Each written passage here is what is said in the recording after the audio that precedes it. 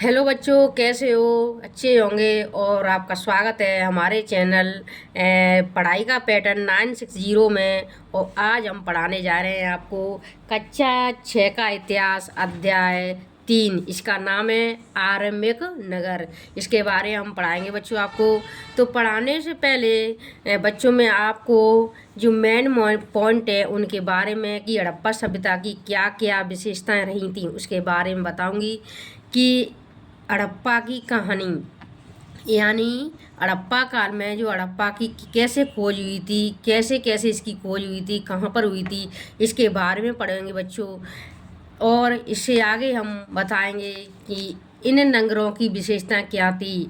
जो मतलब हड़प्पाई नगर थे उनकी क्या क्या विशेषताएं थी उनके बारे में बताएंगे आपको। और हड़प्पा काल में भवन, नाले, सड़कें कैसी थीं, किस आकार की थीं, कैसी थीं, कच्ची थी, पक्की थी, ईंटों की थी, उनके बारे में बताऊंगी आपको। और इससे आगे नगरीय जीवन कैसा था, यानी हड़प्पा कालीन जो नगरीय जीवन था वो कैसा था इस काल में, उसके बारे में बताऊंगी कि प्राचीन काल में नगर कैसा था, नगरीय जीवन कैसा था उनका। और नगर और नए शिल्प कैसे थे, कैसे उद्योग थे, नगर कैसे थे, इनके बारे में मैं भी आपको बताऊंगी। और बच्चों, कच्चे माल की खोज कैसे हुई थी इस काल में, हड़प्पा काल में कच्चे माल की खोज कैसे हुई थी इसके बारे में भी बताऊंगी आपको। और नगरों में रहने वालों के लिए भोजन की व्यवस्था कैसी थी, कैसे किया करते थे, इसके बारे में भी पढ़ेंगे आज हम। और इससे आगे गुजरात में हड़प्पा कालीन नगर का सूक्ष्म निरीक्षण भी करेंगे हम लोग, ठीक है। कि हड़प्पा कालीन नगर का सूक्ष्म निरीक्षण कैसे किया गया था उनके बारे में भी हम पढ़ेंगे। और ये इससे आगे हम मुद्रा मोहर और मुद्रांकन या मोहरबंदी के बारे में बताऊंगी आपको। और सभ्यता की जो हड़प्पा सभ्यता है इसके अंत का रहस्य क्या रहा था, कैसे ये नष्ट हुई थी, कैसे इसका अंत हुआ था, जैसे बाढ़ के द्वारा या मतलब कई एक रीजन रहे हैं उनके द्वारा इसका अंत हुआ था। दोस्तों, हम इनके बारे में आज आपको पढ़ाएंगे। तो चलो हम चलते हैं शुरू से। अब स्टार्ट करते हैं हम प्रत्येक पार्ट को, तो बच्चों मैं आपको एक एक पॉइंट को समझाते हुए पढ़ाऊंगी कि हड़प्पा की कहानी यानी हड़प्पा की खोज कैसे हुई थी, कैसे इसकी इमारत थी, कैसे इसकी खोज थी, किसने की थी। तो अक्सर आगे हम पढ़ते हैं कि अक्सर पुरानी इमारत अपनी कहानी बताती हैं, यानी जो हड़प्पा काल में जो पुरानी इमारत थी, जो प्राचीन काल में जो इमारत थी वो वहाँ की अपनी कहानी बताती हैं कि कैसी थी, अपने बारे में बहुत कुछ बताती हैं। लगभग 150 साल पहले जब पंजाब में पहली बार रेलवे लाइन बिछाई जा रही थी, कहाँ पर, पंजाब में। तो बच्चों, जो पंजाब है जो वर्तमान में अब वर्तमान में हमारे भारत में वो वाला पंजाब नहीं है। पहले तो मतलब एक ही था, जो मतलब हड़प्पा सभ्यता थी तब पाकिस्तान भारत सब एक ही था। लेकिन अब वर्तमान में जो पंजाब है जो हमारा भारत वाला पंजाब नहीं है बच्चों, ये पंजाब वर्तमान में पाकिस्तान में है, ठीक है। तो रेलवे लाइन बिछाई जा रही थी, तो इस काम में जुटे इंजीनियरों, जो इस काम में जुटे हुए थे इंजीनियर, उनको अचानक हड़प्पा प्रास्थल मिला था। क्या मिला था? एक हड़प्पा नामक प्रास्थल प्राचीन स्थान मिला था जो आधुनिक पाकिस्तान में है। उन्होंने सोचा कि ये एक ऐसा खंडहर है जो जहाँ से अच्छी ईंटें मिलेंगी। उन्होंने सोचा कि ये अच्छा ये खंडहर है हड़प्पा का बना हुआ था कि यहाँ से अच्छी अच्छी ईंटें मिलेंगी। किसने? इंजीनियरों ने। यह सोचकर वे हड़प्पा के खंडहरों से हजारों ईंटें उखाड़ ले गए, जिससे उन्होंने रेलवे लाइन बिछाई थी। इन हड़प्पा की ईंटों से उन इंजीनियरों ने क्या किया था दोस्तों, क्या किया था बच्चों? उन्होंने एक रेलवे लाइन बिछाई थी। इससे कई इमारतें पूरी तरह नष्ट हो गई थी। इन ईंटों को जो ले गए थे इंजीनियर, इससे क्या हो गया था, जहाँ हड़प्पा में कई एक इमारतें बनी हुई थी वो सारी नष्ट हो गई थी। उसके बाद लगभग 80 साल पहले पुरातत्वविदों ने इस स्थल को ढूंढा था। किस स्थल को ढूंढा था दोस्तों, बच्चों? किस स्थल को ढूंढा था? हड़प्पा को। और जो पुरातत्वविद कहते हैं वो जो उन पुरातत्वविद जो हमें जो पुरा स्थल होते हैं, जो हर चीज़ की जानकारी देते हैं प्राचीन काल की, उनको हम पुरातत्वविद कहते हैं, उनको होते हैं। तब पता चला कि खंडहर उपमहाद्वीप के सबसे पुराने शहरों में से एक है। यानी हमारे भारतीय उपमहाद्वीप के सबसे पुराने शहरों में से एक किसको बताया था? जो हड़प्पा के खंडहर मिले उसको बताया था। क्योंकि इस नगर की खोज यानी हड़प्पा हड़प्पा नगर की खोज सबसे पहले हुई थी।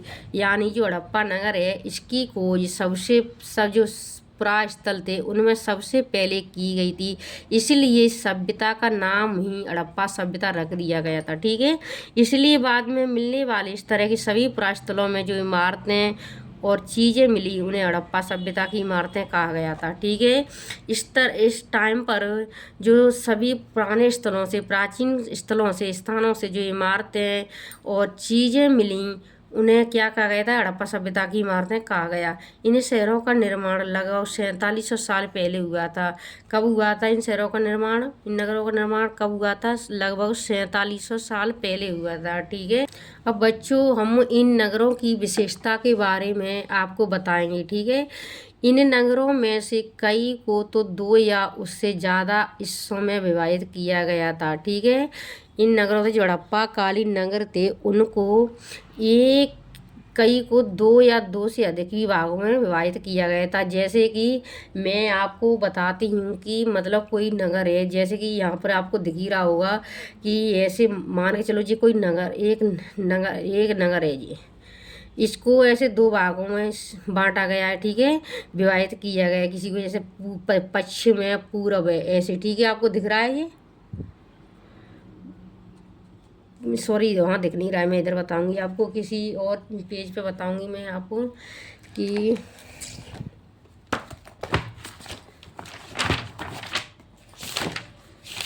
जैसे मैं आपको बताती हूँ कि मान के चलो ये आपको यहाँ बताती हूँ कि जैसे ये कोई नगर है, ऐसे कोई नगर है तो कोई नगर तो 2 भागों में विभाजित है, ऐसे पश्चिम है, पूरब है। ठीक है, और मतलब एक आध नगर ऐसा है वो 3 भागों में विभाजित है, जैसे कि धौलावीरा 3 भागों में विभाजित है। ठीक है, ऐसे इस प्रकार के नगर हमें हड़प्पा कालीन नगरों में मिले हैं। ठीक है, इस प्रकार के मिले हैं। तो प्राय पश्चिमी भाग छोटा था, यानी मैंने अभी हाल आपको बताया कि जैसे ये पश्चिमी भाग है ये छोटा था, ऊंचाई पर था, इसको दुर्ग कहा गया था। ठीक है, और पूरे भाग है वो निचला था, बड़ा था। ठीक है, तो इसको नगर कहा गया है, लेकिन ऊंचाई पर बना था, और पूर्वी हिस्सा बड़ा था, लेकिन यह निचले इलाके में था। ऊंचाई वाले भाग को पुरातत्वविदों ने नगर दुर्ग कहा था। क्या संज्ञा दी? ये ऊंचाई वाले भाग को जो पश्चिमी भाग में था उसको पुरातत्वविदों ने क्या नाम दिया है? नगर दुर्ग। और निचले हिस्से को निचला नगर कहा गया है। दोनों हिस्सों की 4 दीवारियां पक्की ईंटों की बनाई जाती थी। तो दोस्तों आपसे पूछा जाता है कि हड़प्पा कालीन जो नगर थे उनकी जो 4 दीवारें बनी थी वो किस प्रकार की ईंटों से बनी हुई थी, कच्ची ईंटों से या लकड़ियों से? तो दोस्तों ध्यान रखना बच्चों, पक्की ईंटों से बनी हुई थी। किससे? पक्की ईंटों से बनी हुई थी, जो ईंट पकाई जाती हैं उससे बनी हुई थी।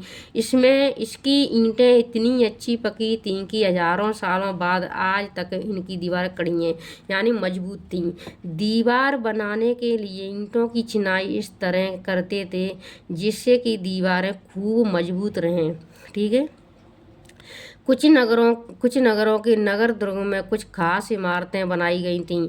मिसाल के तौर पर मोहनजोदड़ो में खास तालाब बनाया गया था। ये दो बच्चों देखिए जी, मोहनजोदड़ो है, यहाँ पर एक खास तालाब बनाया गया है जिसे पुरातत्वविदों ने महान स्नानागार कहा है। तो मैं महान स्नानागार के बारे में आपको बताती हूँ। इस तालाब को बनाने में ईंट और प्लास्टर का इस्तेमाल किया गया था। इसमें पानी का रिसाव रोकने के लिए प्लास्टर के ऊपर चारकोल की परत चढ़ाई गई थी। इस सरोवर में 2 तरफ से उतरने के लिए क्या थी दोस्तों? सीढ़ियाँ बनाई गई और चारों ओर कमरे बनाए गए थे।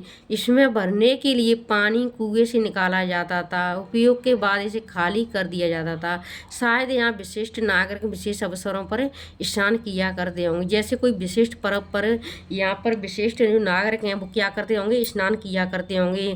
ठीक है, ऐसे अपने यहाँ पर भी ऐसे कोई विशेष पर्व होता है तो गंगा या जी हमारा धौलपुर मच्छकुंड वगैरह यहाँ जाते हैं, इस प्रकार से।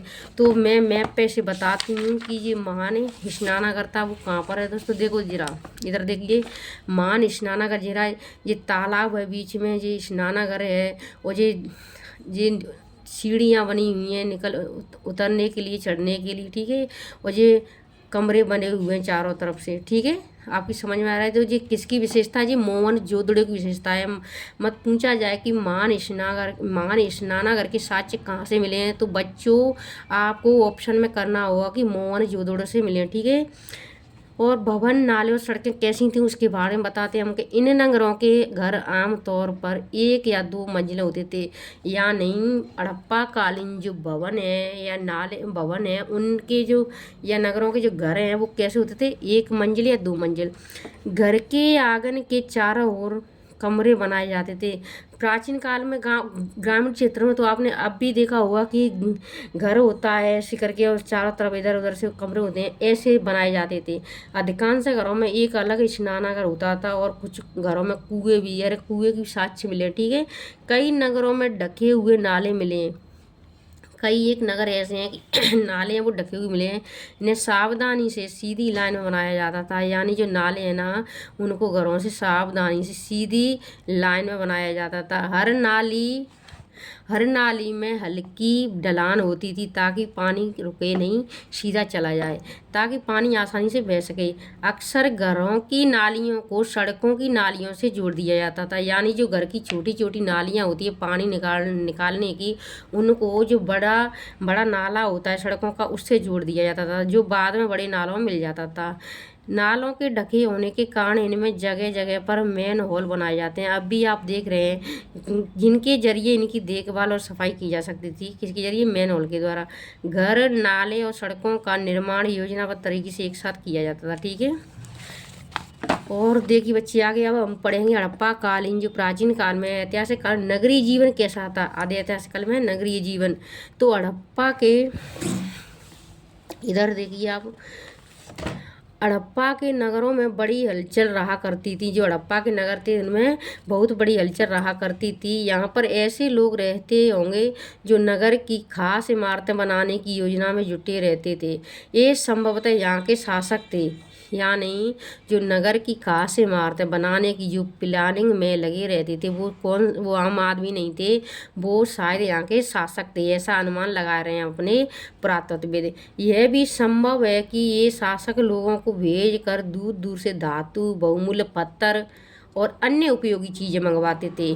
ऐसा अनुमान लगाया जा रहा है कि शासक लोगों को दूर दूर भिजवा कर देश विदेश में भेजकर धातु, बहुमूल्य पत्थर और अन्य उपयोगी चीज़ें मंगवाते थे। शायद शासक लोग खूबसूरत मनकों तथा सोने चांदी से बने आभूषण जैसी कीमती चीज़ों को अपने पास रखते होंगे।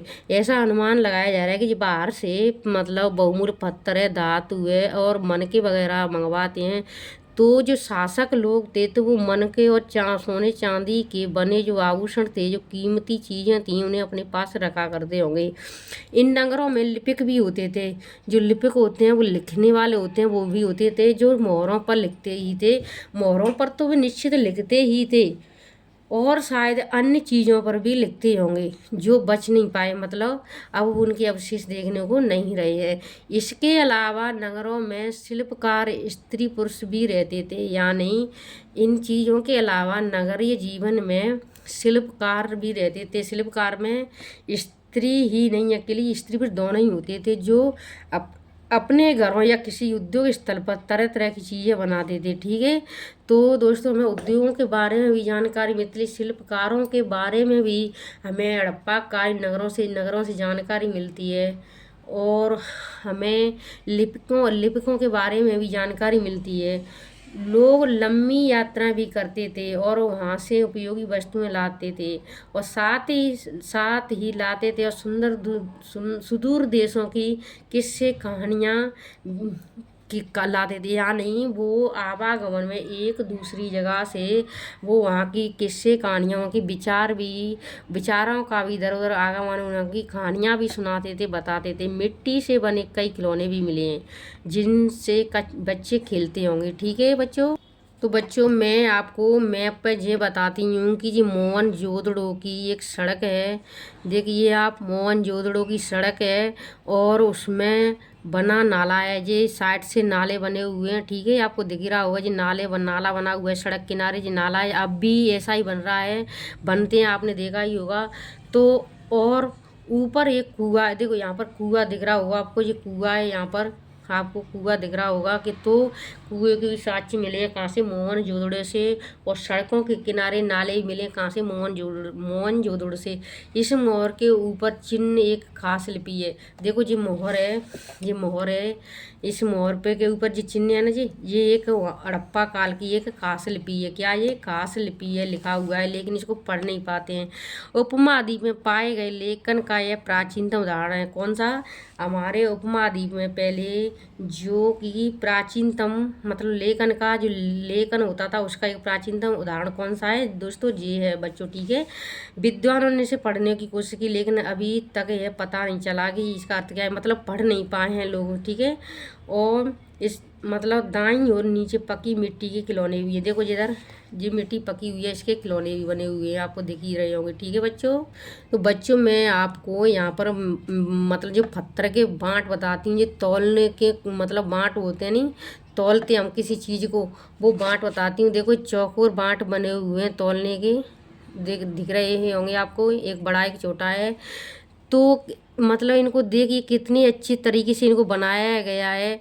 इनमें शायद बहुमूल्य पत्थर और धातुओं को तौलने के लिए, इनको बहुमूल्य मतलब पत्थर और धातुओं को तौलने के लिए बनाया गया हुआ, ठीक है। मध्य में बाएं मनके हैं, देखिए आपको मनके भी दिख रहे हैं। इनमें कई कार्यालयीन पत्थरों से बनाए गए हैं। पत्थरों को काट कर तराश कर बड़े मनके बनाए गए हैं। इनके बीच छेद किए गए ताकि धागा डालकर माला पहनाई जा सके, ठीक है। और इधर देखिए आपको मैं बताऊँ, कढ़ाईदार वस्त्र एक महत्वपूर्ण व्यक्ति की पत्थर से बनी मूर्ति है। जो कहाँ से मिली है दोस्तों? मोहनजोदड़ो। देखो ये रही कढ़ाईदार वस्त्र पहने हुए हैं, जो मोहनजोदड़ो से मिली है। जो मतलब बहुत इम्पोर्टेंट है, क्वेश्चन बन सकता है कि कढ़ाईदार वस्त्र पहने हुए एक व्यक्ति की मूर्ति कहाँ से मिली, तो मोहनजोदड़ो से मिली है, ठीक है। इसमें उसे कढ़ाईदार वस्त्र पहने दिखाए गए। अब दोस्तों मैं आपको बताऊँगी नगर और नई शिल्प, नगरों के नगर और नई इसमें नई शिल्प। आओ आते हैं जो हड़प्पा के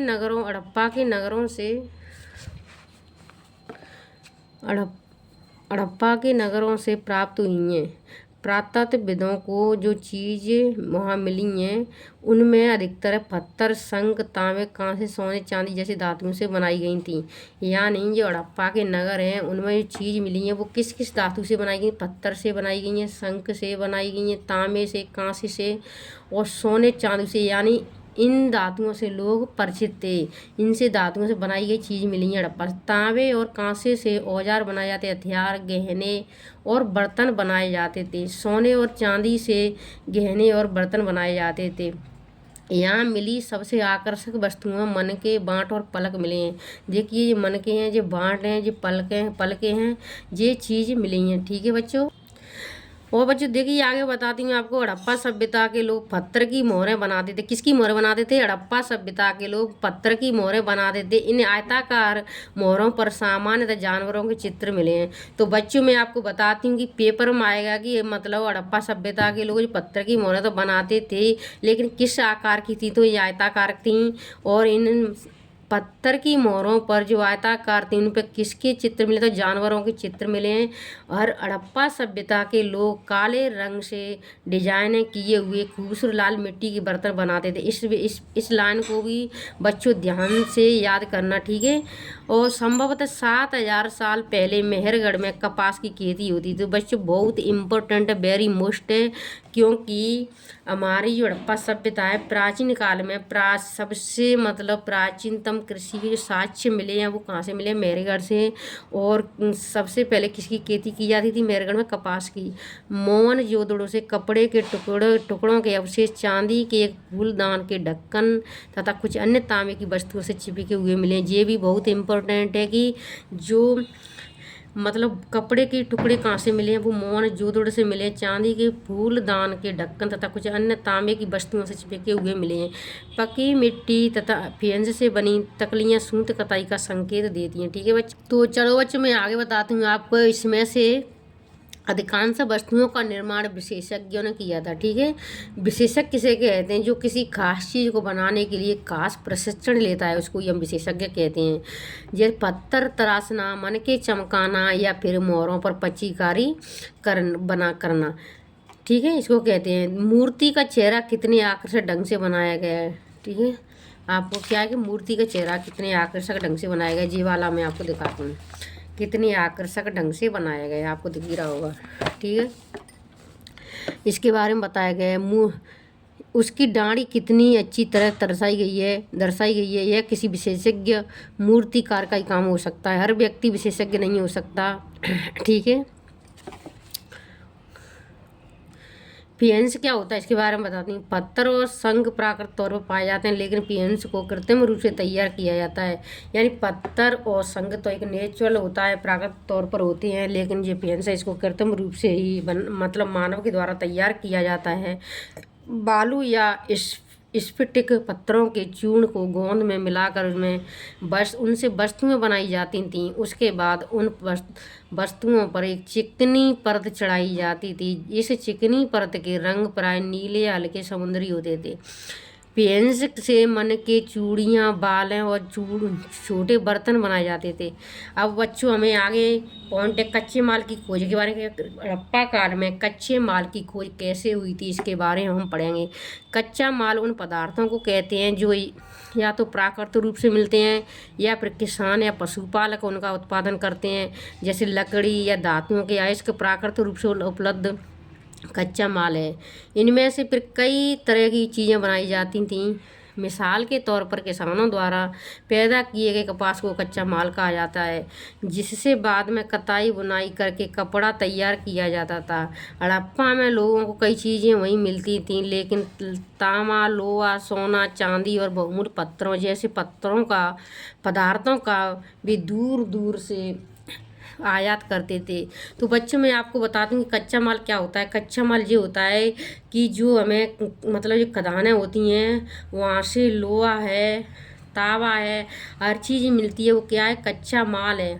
जो मतलब कि जो हमें खाद्यान्नों से मतलब लोहा मिलता है, जो फसल होती है वहाँ से, जैसे मतलब कि जैसे हमको कपास मिलता है, वो कच्चा माल होता है। ठीक है, तो उससे क्या है, कपास से फिर क्या बनाई जाती है, कपड़े बनाए जाते हैं, रुई, मतलब तो ये क्या कच्चा माल होता है, हमें मतलब प्राकृतिक रूप से ही मिलता है, ये कृत्रिम नहीं होता है। तो इसको हम क्या कहते हैं बच्चों, कच्चा माल कहते हैं। ठीक है, यहाँ तक आपकी समझ में आई गई।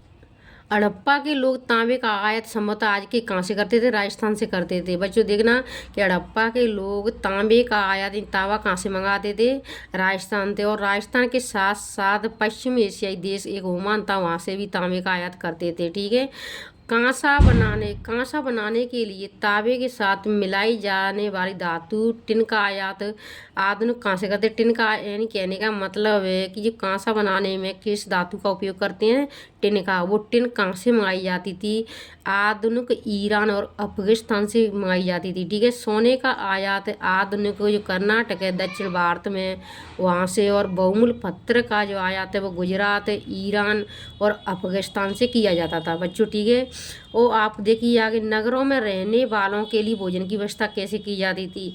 लोग नगरों के अलावा गांवों में भी रहते थे। नगर में तो रहते ही रहते थे, इसके अलावा गांवों में भी रहते थे। वे अनाज उगाते थे। गांव के लोग हैं, ग्रामीण क्षेत्र के लोग हैं, वो अनाज उगाते थे, कृषि करते थे और जानवर पालते थे। यानी वे कृषि करते थे और पशुपालक थे। किसान और चरवाहे ही शहरों में रहने वाले शासकों, लेखकों और दस्तकारों को खाने के सामान देते थे। यानी आज भी यही स्थिति है कि ग्रामीण क्षेत्र में जो किसान हैं, पशुपालक रहते हैं, वो इस शहरों के लोगों की मतलब खान पान की पूर्ति करते हैं, सामान भेजते हैं। पौधों के अवशेषों से पता चलता है कि हड़प्पा के लोग गेहूँ, जौ, दालें, मटर, दान, तिल और सरसों उगाते थे। यानी हड़प्पा सभ्यता के लोग क्या क्या उगाते थे, गेहूँ, जौ, दाल, मटर, दान, तिल, इनसे परिचित थे, ये चीज़ उगाते थे। जमीन की जुताई के लिए हल का प्रयोग एक नई बात थी। या नहीं, हड़प्पा काल में जो जमीन की जुताई के लिए एक हल का प्रयोग एक नई बात थी। हड़प्पा काल के हल तो नहीं बच पाए क्योंकि लकड़ियों के थे, इसलिए क्योंकि वे प्राय लकड़ी के बनाए गए, लेकिन हल्के आकार के खिलौने जरूर मिले हैं। साक्ष्य के रूप में हड़प्पा काल में जो लकड़ी के हल्के आकार के जो खिलौने वो मिले हैं। इस क्षेत्र में बारिश कम होती, इसलिए सिंचाई के लिए लोगों ने कुछ तरीके अपनाए थे। या नहीं, इस क्षेत्र में क्या थी कि सिंचाई के लिए लोगों ने क्या बनाए थे, क्योंकि बारिश कम होती थी तो तरीके अपनाए थे, नए नए तरीके। संभवतः पानी का संचय, पानी इकट्ठा किया जाता होगा और ज़रूरत पड़ने पर उसे फसलों की सिंचाई की जाती। ठीक है। हड़प्पा के लोग गाय भैंस भेड़ और बकरियां पालते थे, यानी हड़प्पा सभ्यता के लोग क्या क्या पालते थे, क्या क्या गाय भैंस भेड़ बकरी और पालते थे, यानी इनसे भी परिचित थे। बस्तियों के आसपास तालाब और चारा होते थे, लेकिन सूखे महीनों में मवेशियों के झुंडों का चारा पानी की तलाश में दूर दूर जाना पड़ता था। यानी सूखे महीने गर्मियों में मवेशियों के जो झुंड थे उनको कहाँ जाना पड़ता था, चारा पानी की तलाश में दूर दूर तक ले जाया जाता था। ठीक है, तो बच्चों यहाँ तक आपकी समझ में आई गई होगी। और हम आगे बताते हैं, क्योंकि बेर जैसे फलों को, बेर होते ना, बेर जैसे फलों को इकट्ठा करते थे, मछलियाँ पकड़ते थे और हिरण जैसे जानवरों का भी शिकार करते थे। अब हम पढ़ेंगे इससे आगे कि गुजरात में हड़प्पा कालीन नगर का सूक्ष्म निरीक्षण कीजिए। तो बच्चों मैं इस पॉइंट को पढ़ाने से पहले, इसके बारे में बताने से पहले मैं थोड़ा सा आपको बताऊंगी कि कक्षा 6 के इतिहास के जो सारे अध्याय हैं 1 से लेकर 11 तक पूरे हो जाने के बाद में मैं आपको शॉर्ट में, जैसे कि ये तो कम से कम एक ही चैप्टर होता है 5-6 पेज में, मैं कम से कम ज़्यादा से ज़्यादा आधे पेज में या एक पेज में शॉर्ट में आपको जो भी को मतलब इसमें से बनेंगे पेपर लाइक क्वेश्चन या मतलब जो है बनेगा उसको मैं पूरा आपको नोट्स के द्वारा कराऊंगी, क्वेश्चन आंसर कराऊंगी और ऐसे ही सारी बुकों के कराऊंगी। इसको पूरी को पढ़ा के, सारे चैप्टरों को पढ़ा के उसके बाद में इसका मतलब आपको बिल्कुल एक आधे पेज में इसका पूरा पार्ट का मेन निष्कर्ष पढ़ा के फिर क्वेश्चन आंसर कराऊंगी। ऐसे ही सारे चैप्टरों को, अध्याय को करा के फिर मैं 7th की उठाऊंगी, फिर 8th की, 9th, ऐसे ही मैं 12th तक कराऊंगी। ठीक है, तो चलो अब आपको मैंने बताई दी। अब आगे हम चलते हैं कि गुजरात में हड़प्पा कालीन नगर का सूक्ष्म निरीक्षण कैसे करें। ठीक है, कच्छ के इलाके में खदर बेत के किनारे एक जगह है, कच्चे खाड़ी है, इसके इलाके में खदर बेत है, इसके किनारे एक धौलावीरा नगर बसा है। कौन सा नगर बसा है? धौलावीरा। वहाँ साफ पानी मिलता है। यहाँ ये बहुत ही इंपॉर्टेंट विशेषता है कि साफ पानी के साक्ष्य कहाँ से मिले हैं, मतलब धौलावीरा से मिले हैं। जमीन उपजाऊ थी क्योंकि पानी था वहाँ। जहाँ हड़प्पा सभ्यता के कई नगर 2 भागों में विभाजित होते थे। मैंने आपको शुरुआत में ही बच्चों बताया है कि मतलब हड़प्पा सभ्यता के कई एक नगर तो 2 भागों में, ऐसे 2 भागों में विभाजित थे।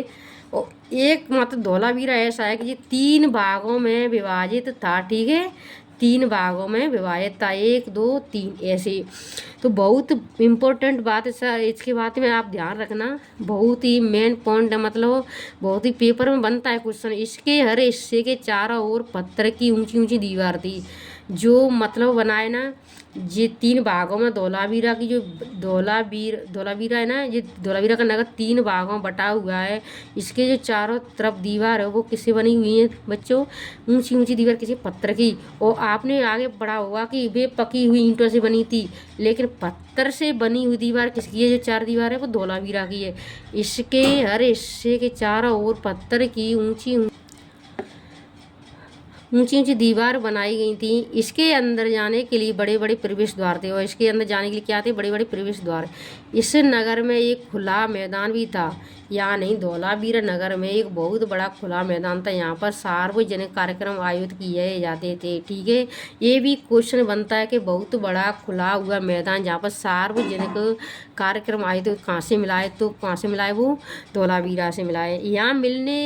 यहाँ मिले कुछ अवशेषों में हड़प्पा लिपि के बड़े बड़े अक्षर को पत्थरों पर खोदा पाया गया।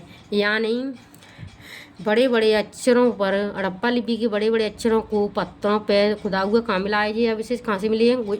तो धौलावीरा से।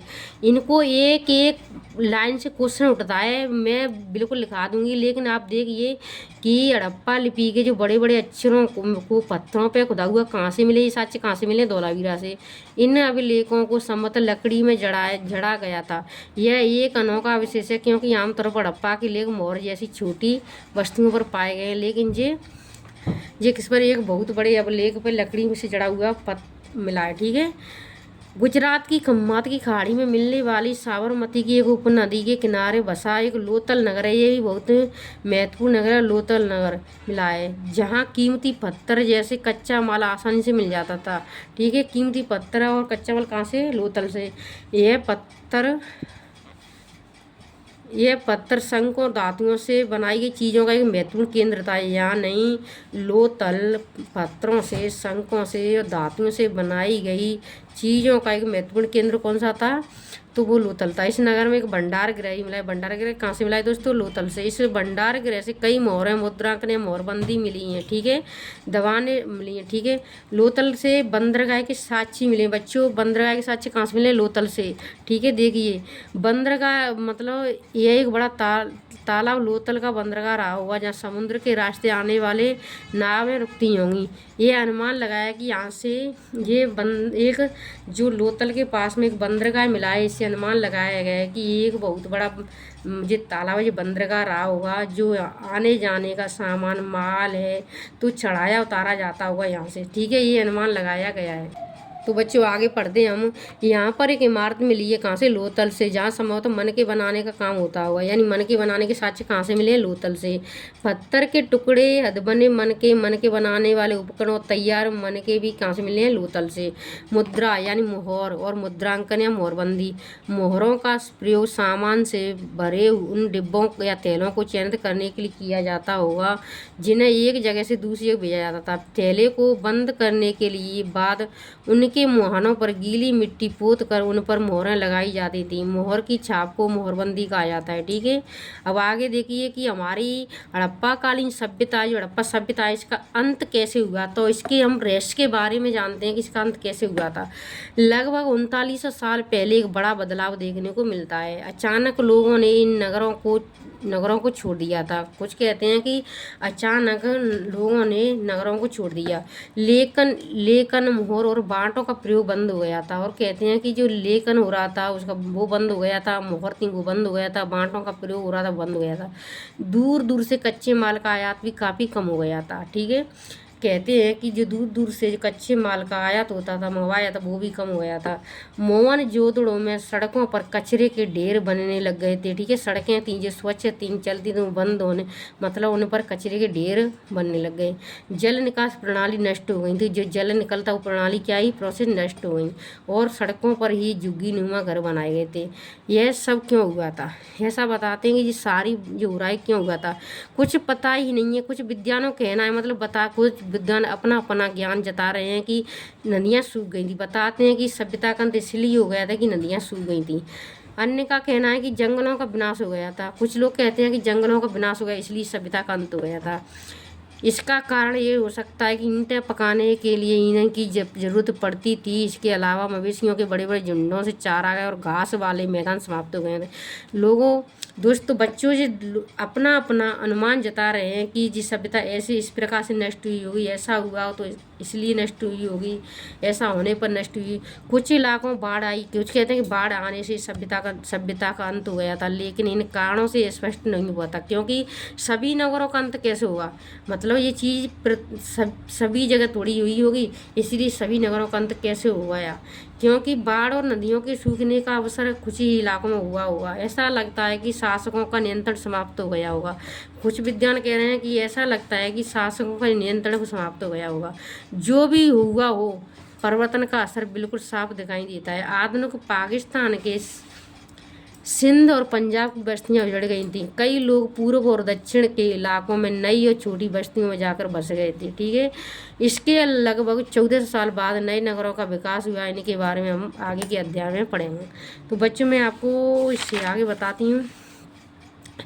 देखो मेहर कुछ नदियाँ के बारे में पढ़ते हैं कि मेहरगढ़ में कपास की जो खेती हुई थी कितने साल पहले हुई थी? लगभग 7000 साल पहले। नगरों का आरंभ लगभग 47 साल पहले था। हड़प्पा के नगरों के अंत की शुरुआत 3900 साल पहले हुई थी। प्रोसेस चालू हो गई थी, अभी पढ़ाएगी। 3900 साल पहले जो हड़प्पा के नगर थे उनके जो अंत की जो शुरुआत है वो प्रोसेस है वो चालू हो गई थी। अन्य नगरों का विकास लगभग 2500 साल पहले हुआ था, ठीक है। और ये आप बताइए तावा कहाँ से आया? तावे का आयात कहाँ से किया जाता था? राजस्थान से। टिन का अफगानिस्तान से। सोने का कर्नाटक से। बहुमूल्य पत्र गुजरात। तो बच्चों ठीक है दोस्तों, फिर कल पढ़ेंगे हम नेक्स्ट चैप्टर 4th, उसके पढ़ेंगे। तो अब तक के लिए थैंक यू, वेलकम।